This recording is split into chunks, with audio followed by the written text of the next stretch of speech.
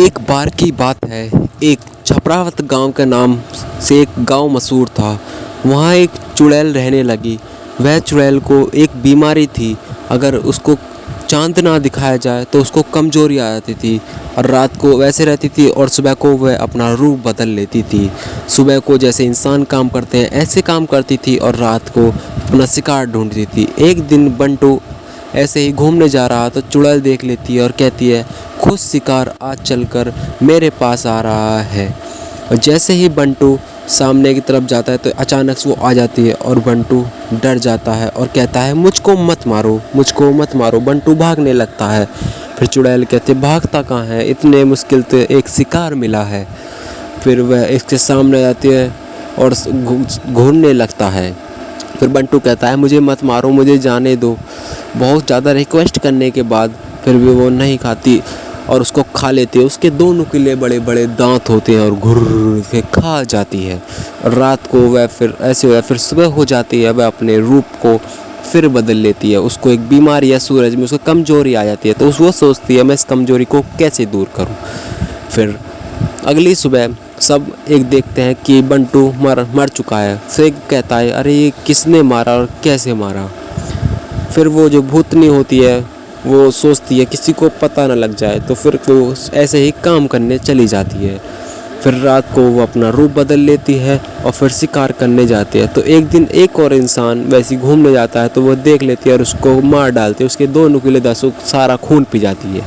ऐसे ही सुबह जब लोग देखते हैं फिर हैरान के खड़े हो जाते हैं। फिर एक कहता है, ये कैसी संकट आ चुकी है और ये कैसा हो रहा है, सब एक पर एक बार मरते चले जा रहे हैं। फिर वह औरत चुपचानी से अपने घर चली जा रही है। वह उसी गांव में एक मकान में रहती थी। तो वह एक रात सोचते हैं, मैं कि चांद को क्यों अपने पास न लाऊं, क्योंकि उससे चांद को शक्ति मिलती थी। वो चांद को एक मटके में रखकर ले आती है। फिर जब भी उसको कमजोरी महसूस होती वह चांद निकालती और चांद से वो सारी एनर्जी ले लेती। फिर वह अपना शिकार करने जाती। चांद निकाल कर उसमें दोबारा उसी मटके में रख देती, जैसे कि मानो कोई जादुई मटका हो। फिर सब घबरा जाते हैं कि इतने दिन से चांद क्यों नहीं निकलता। सब आपस में बातचीत करने लगते हैं। फिर एक कहता है, ये कैसी आ गया, आज तक तो कभी ऐसा हुआ नहीं जो आज ये हो रहा है। आज तक चांद तो हर रोज़ निकलता है। जब भी इसको कमज़ोरी होती तो वह चांद निकालती बाहर और वह पावरफुल हो जाती। तो डेली ऐसे ही करा करती। तो एक दिन उसने कभी ना कभी शिकार मिल जाता था, कभी खून पीती तो कभी मांस खा जाती। तो सब जगह अंधेरा होता है क्योंकि चांद नहीं निकलता। तो एक इंसान जिसका नाम था बंटू का भाई टंटू, तो वो देखता है क्या उजाला कैसे। तो वो देखता है कि भूतनी चांद से पता नहीं रोशनी सी ले रही थी। तो वो समझ जाता है कि ये कोई इंसान नहीं है, शायद ये कोई मायावी राक्षस या कोई ये भूतनी है।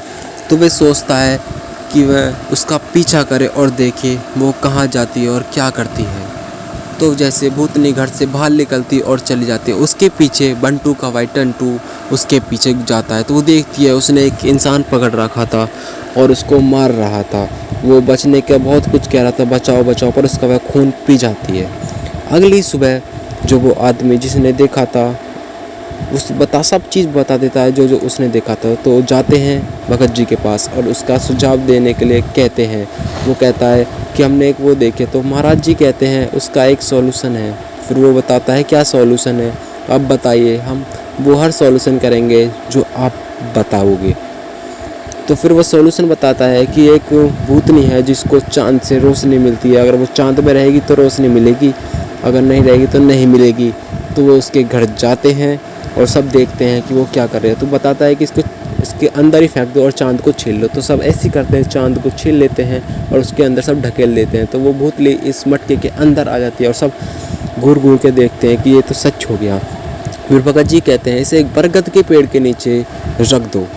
तो और बताते हैं कभी और खोद कर इसमें एक मंत्र बांध दो। तो भगत जी ऐसे ही करते हैं और सभी उसके बाद कभी वो भूतनी आती नहीं और सब सुख शांति से घूमते रहते हैं। कभी वहाँ भूतनी नहीं आई।